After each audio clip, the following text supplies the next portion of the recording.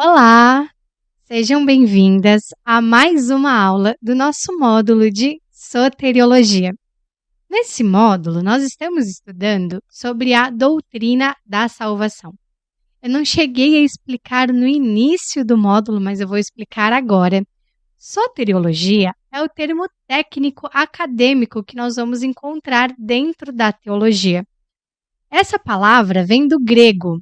Soterios significa salvação e logia ou logia significa educação, ensino, palavra, verbo.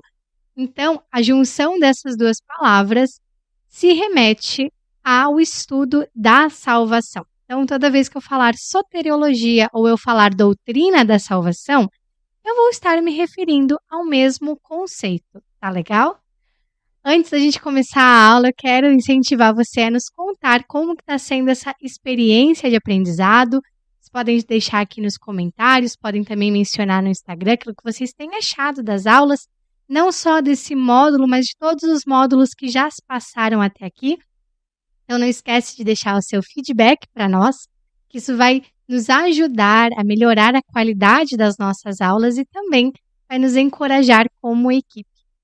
Também, antes da gente entrar na aula, vocês já sabem que é um requisito básico da nossa matéria vocês estarem acompanhadas de um café, de um chá, de um leite com Nescau, o que for, para tornar esse ambiente mais familiar. Hoje, os humilhados estão sendo exaltados porque eu não estou acompanhada de um café como de costume. Hoje eu tô tomando um chazinho, na verdade um chá fermentado, que é a kombucha.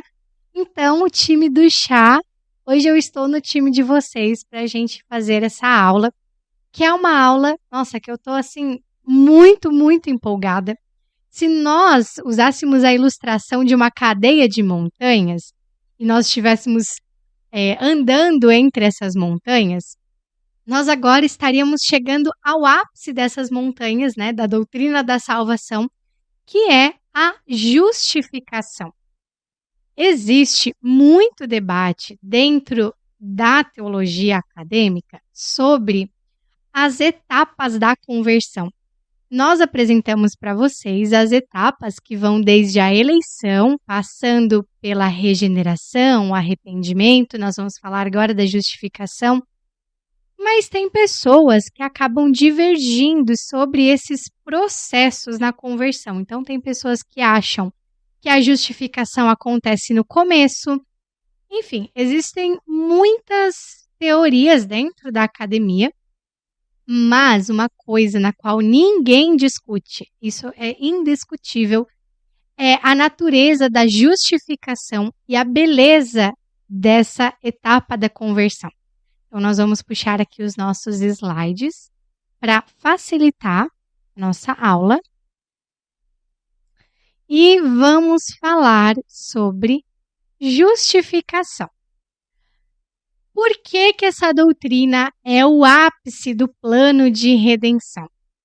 A pergunta que vai guiar a nossa aula é: como pecadores podem desfrutar de um relacionamento correto com o Deus santo, justo e reto do universo? Existem algumas pessoas, dentro aí das filosofias que nós encontramos no mundo, que gostam de afirmar que o Deus que elas servem é um Deus bom porque é um Deus que salva todo mundo. Muitas pessoas criticam o cristianismo porque Deus julga os pecadores. E dentro da cabeça dessas pessoas, dentro dessa imaginação delas, elas criam um Deus fictício que salva todas as pessoas. Mas vamos parar para pensar. Todo ser humano vai concordar comigo que nós fazemos coisas erradas, tanto para nós mesmos como para os outros. Se o Deus dessas pessoas que elas criaram na imaginação é um Deus totalmente bom, como que ele poderia olhar para um pecador e simplesmente declarar ele como sendo inocente? Não faz sentido. Vamos trazer para uma realidade mais próxima. Imagina que nós estamos indo para um julgamento nós vamos acompanhar o julgamento de uma pessoa que cometeu um assassinato. Suponhamos que todas as provas foram apresentadas e essa pessoa ela é culpada por esse assassinato. Seria legal se o juiz olhasse para o réu e simplesmente declarasse ele inocente do nada? Não! Se nós fôssemos para esse julgamento e o réu fosse declarado inocente, mesmo a gente sabendo que ele é culpado, nós ficaríamos indignados. Porque mesmo pecadores, nós temos um padrão, um vislumbre de justiça. Agora, como que nós poderíamos esperar de um Deus justo uma declaração de inocência assim de graça? Algumas pessoas também costumam pensar que o cristianismo é isso. Costumam imaginar que Deus ele simplesmente decide perdoar as pessoas gratuitamente. Mas não é verdade. Deus ele não pode fazer isso, porque senão ele estaria indo contra a sua própria justiça. Deus ele não pode deixar com que o pecado passe em branco. Deus ele precisa condenar o pecado e o pecador, porque a partir do momento que o ser humano peca, ele se torna réu do juízo. Lembra que nós falamos nas últimas aulas que todo pecado, antes de mais nada, é um pecado contra a santidade de Deus? Então nós estamos ofendendo a Deus com as nossas atitudes o tempo todo. Nós não podemos simplesmente ser declarados justos de uma forma assim aleatória. Deus ele não poderia fazer isso. Então vamos aqui avançar na aula, ler algumas passagens para entender melhor o que aconteceu e por que a doutrina da justificação ela é uma das coisas mais bonitas que nós podemos ver dentro da palavra de Deus.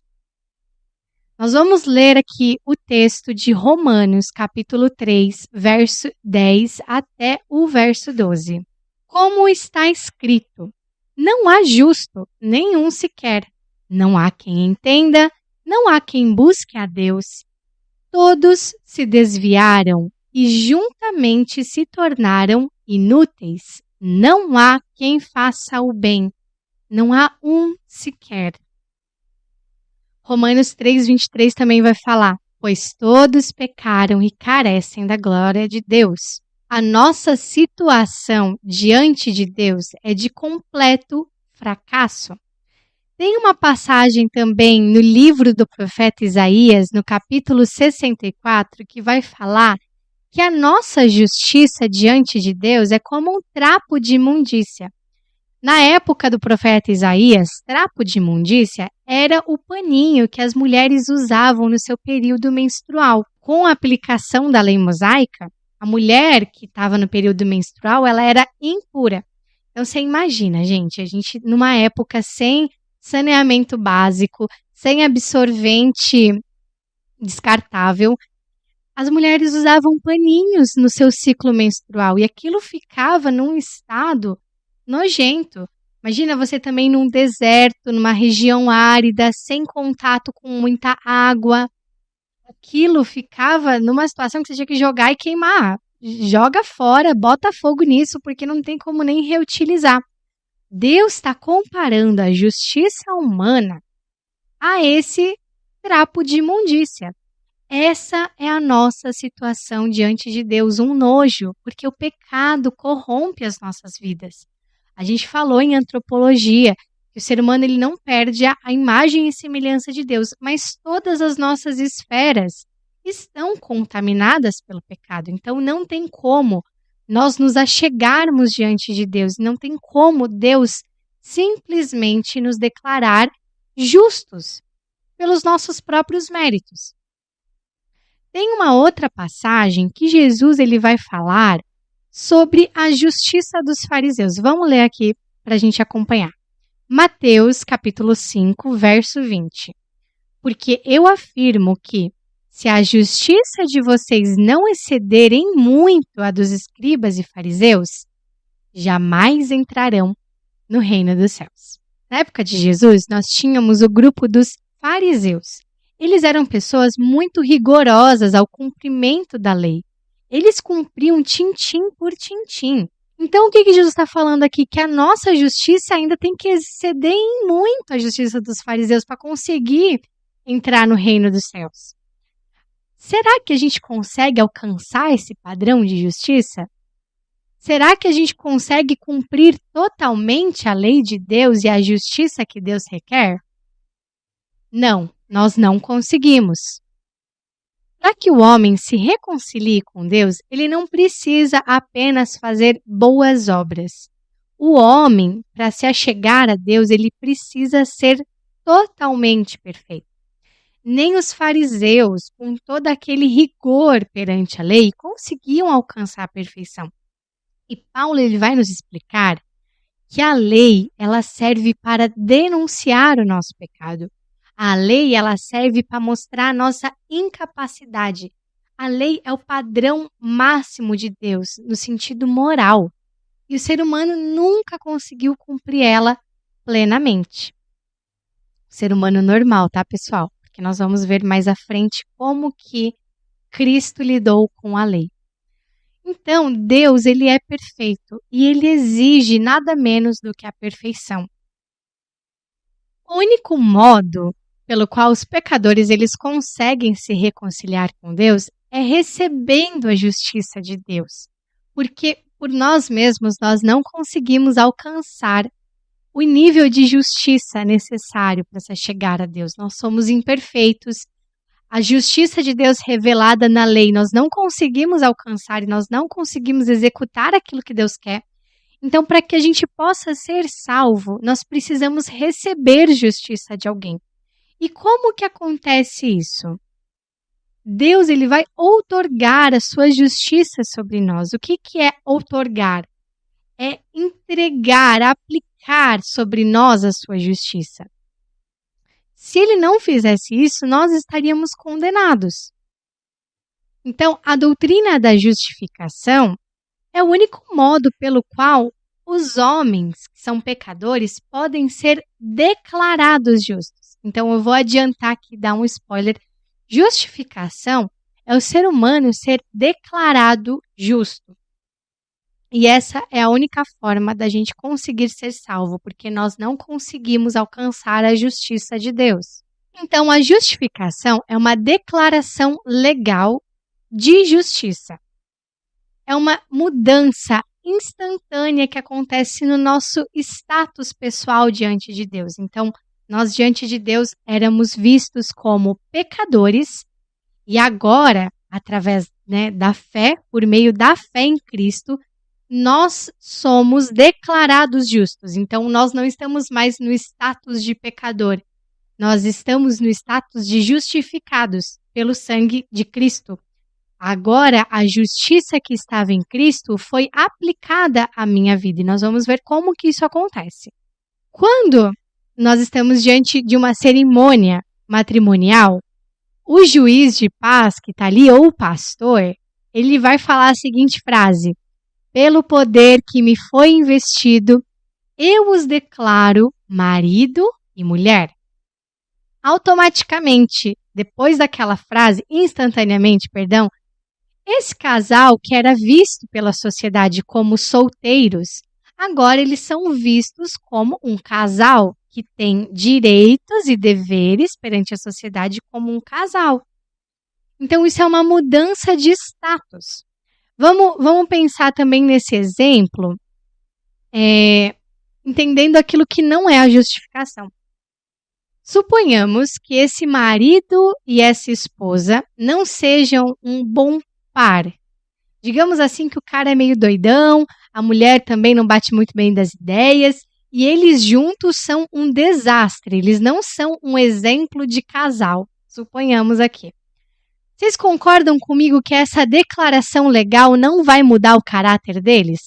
O fato de agora eles estarem sendo vistos como um casal não os torna um modelo perfeito de casal. Apesar deles estarem sendo vistos como um casal diante da sociedade, eles ainda precisam aprimorar o seu caráter individual para ser um bom marido e uma boa esposa.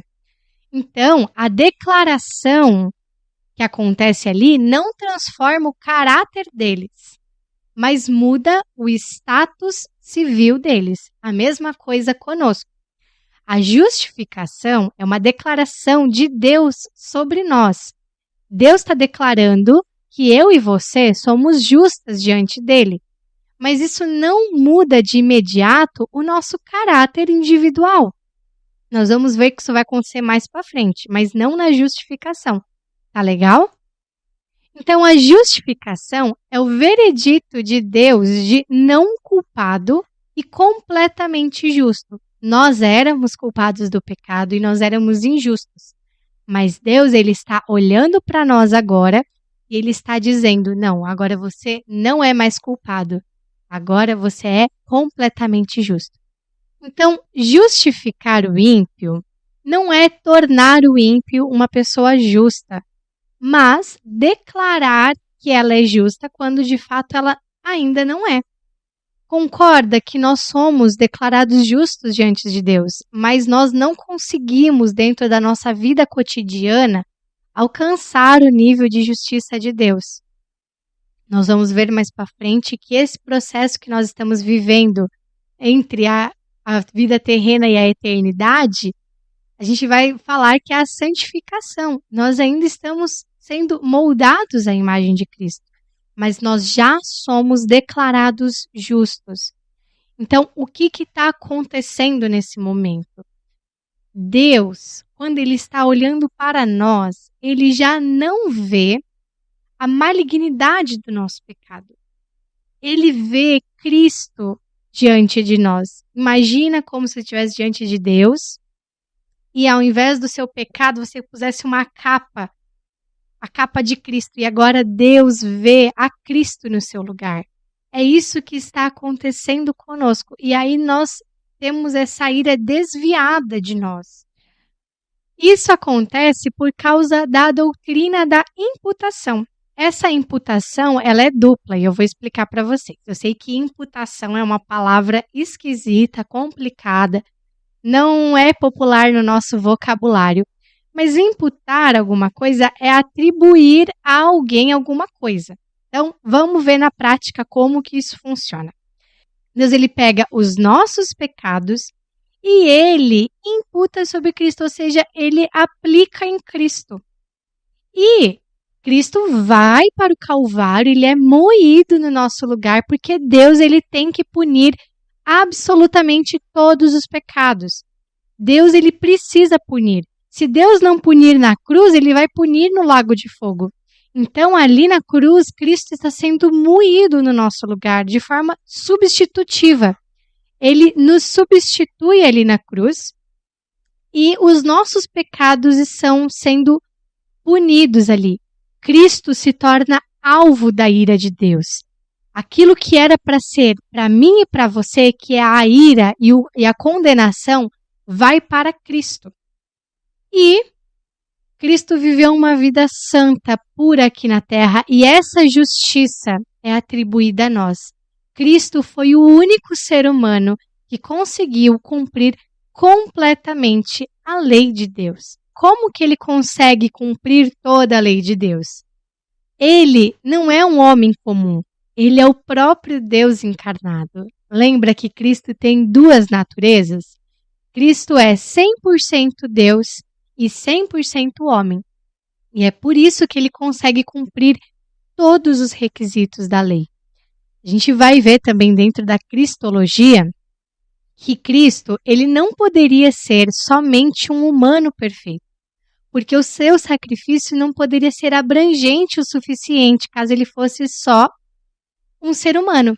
E Cristo, ele não poderia ser apenas um Deus não corpóreo, porque senão ele não estaria nos substituindo aqui na Terra. Cristo, ele tinha que ser os dois ao mesmo tempo, de forma completa. E é através dessa dupla natureza que ele vai cumprir toda a lei de Deus e vai ser o único homem perfeito que pisou aqui na Terra, cumpriu toda a lei e nos substituiu no Calvário. Essa justiça, essa vida reta que Cristo viveu aqui na Terra é aplicada a nós. E é por isso que nós falamos que é uma dupla imputação. Não apenas os nossos pecados são imputados em Cristo, mas a justiça de Cristo é imputada a nós. Porque Deus, ele não exige apenas que o pecador seja punido, Deus exige completa obediência à lei. E imagina que todos os pecados foram pagos, Cristo morreu e os pecados foram pagos. Ainda assim, nós teríamos que viver uma vida inteira sem pecados, e nós não conseguimos viver mesmo depois de salvos. Então, alguém precisa imputar a sua justiça sobre nós, e quem faz isso é Cristo. A justiça de Deus é atribuída a nós por causa do sacrifício de Cristo. Então, nós não somos mais alvos da ira de Deus, e agora nós somos declarados justos diante do próprio Deus. Nós vamos entender melhor isso olhando para o texto de 2 Coríntios, capítulo 5, verso 21, que diz o seguinte: aquele que não conheceu o pecado, Deus o fez pecado por nós, para que nele fôssemos feitos justiça de Deus. O que a passagem está querendo dizer aqui?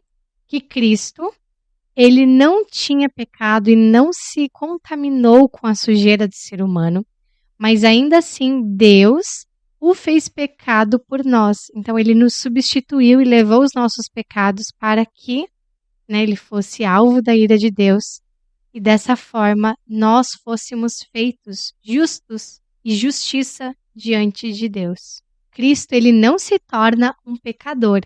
A gente não pode confundir aqui os canais e falar que Cristo se tornou pecador, porque isso seria uma blasfêmia, uma heresia.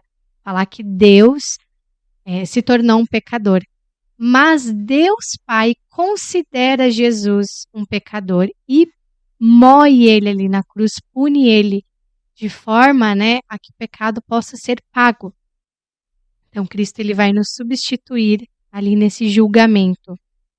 Por que Cristo faz isso? Porque nenhum pecado pode ficar impune. Nada pode passar diante da justiça de Deus. E aí entra a questão, que os pecados que não foram punidos em Cristo na cruz, eles vão ser punidos no lago de fogo, porque todo pecado, absolutamente todo pecado, precisa ser punido, porque Deus é reto. Então o pecado, ele não foi desconsiderado. Lembra do começo da aula que eu falei desse exemplo, das pessoas simplesmente serem inocentadas? Não é isso que acontece. Nós não somos inocentados. O que acontece é que alguém sofre a pena do pecado no nosso lugar. A gente tem um substituto. Como eu falei, Cristo, ele morreu de forma substitutiva. Ele tomou o nosso lugar na cruz. Então, esse substituto foi totalmente punido ali na cruz para que nós recebêssemos a justiça dele. Então, agora, quando nós cremos em Cristo, nós somos livrados da condenação eterna. E agora nós podemos desfrutar de paz com Deus. E nós podemos ter segurança dessa nova vida que Deus nos dá. Porque Deus já puniu tudo lá na cruz. E qual que é o meio pelo qual nós conseguimos ser justificados? É através da fé que nós estudamos nas aulas passadas. Vamos recapitular. Deus, ele elege, ele regenera, e a partir dessa regeneração, nós podemos nos arrepender dos nossos pecados e ter fé. A fé não é uma obra do ser humano, porque se fosse uma obra, a nossa salvação teria a contribuição de uma obra ali. A gente poderia chegar na porta do céu e falar: "Ô Deus, deixa eu entrar aí, porque eu tive fé, eu criei." Não acontece assim, gente? A gente sabe que se a gente chegar lá no céu, não vai ser por nosso próprio mérito. Então, a fé não é uma obra do ser humano. A fé, ela é uma consequência daquilo que acontece na regeneração. Nós só podemos nos arrepender e ter fé porque alguém nos vivificou. O Espírito Santo nos tirou da morte e trouxe vida para nós. E agora nós podemos entender as coisas espirituais. Podemos olhar para o nosso pecado e entender que é uma ofensa contra Deus. Nos arrepender e crer em Cristo. Então a fé, ela é um meio. Vamos agora ler algumas passagens que vão ratificar isso que nós estamos estudando. Romanos, capítulo 3, verso 20, 22 e 23. Porque ninguém será justificado diante de Deus por obras da lei, pois pela lei vem o pleno conhecimento do pecado. É a justiça de Deus mediante a fé em Jesus Cristo, para todos e sobre todos os que creem, porque não há distinção, pois todos pecaram e carecem da glória de Deus. Concluímos, pois, que o ser humano é justificado pela fé, independentemente das obras da lei. Romanos 3, verso 28. Então, nós podemos observar aqui com esses textos que a fé ela é o meio pelo qual nós adquirimos a justificação. Então, agora vamos ver verdades sobre a justificação que nós estudamos. Para recapitular, a justificação ela é uma declaração legal da parte de Deus. Nós éramos culpados e Deus nos declara não culpados, completamente justos. Então, é uma declaração legal da parte do Senhor. E Deus, ele pode nos declarar justos porque ele imputa a justiça de Cristo em nós. Ele não nos inocenta de forma gratuita. Houve um processo que aconteceu na cruz do Calvário para que Deus pudesse declarar pecadores como justos. Não é de graça e não é de qualquer jeito. Todo pecado precisa ser punido e todos os pecados daqueles que creem foram punidos em Cristo. E é por isso que nós agora podemos ser declarados justos. Outra verdade é que a justificação, ela chega até nós por conta da graça de Deus. Não existe mérito na justificação. Nós não conseguimos alcançar o padrão moral do Senhor. Quando ele revela a lei lá em Moisés, ele está revelando toda a nossa incapacidade de obedecê-lo completamente. Então não existe mérito na nossa salvação e nem na nossa justificação, porque nós nunca, nem depois de salvos, conseguiremos alcançar o nível de perfeição que Deus exige. É por isso que nós precisamos de um mediador, de um substituto que faça isso com perfeição. E Deus, ele nos justifica por meio da fé em Jesus Cristo. Então é isso. Eu espero que vocês estejam completando essa aula com o coração quentinho, jubilosos na verdade da palavra de Deus, de todas as doutrinas que nós vimos até agora. Essa é a doutrina que mais mexe comigo, porque Cristo ele teve que pagar um alto preço ali na cruz. A justificação ela não acontece de graça. Cristo foi moído no nosso lugar para poder nos resgatar e para que Deus pudesse nos declarar justos. Essa verdade deveria tornar os nossos corações gratos diante de Deus, porque nós nunca conseguiríamos alcançar aquilo que Deus espera de nós como seres humanos. Mas Deus, ele irrompe a realidade, ele entra na história do mundo para transformar isso. Ele nos torna amigos dele através do seu sangue e através disso nós podemos experimentar de uma nova vida com Deus, não apenas nessa era momentânea, nessa vida curta que nós temos, mas nós temos uma vida eterna ao lado dele por conta desse sacrifício. Então eu espero que essa aula tenha trazido esclarecimentos e principalmente que o Senhor tenha falado ao seu coração. Então, na próxima aula nós vamos falar um pouquinho mais sobre os frutos de conversão e a santificação e nós nos vemos lá. Até lá!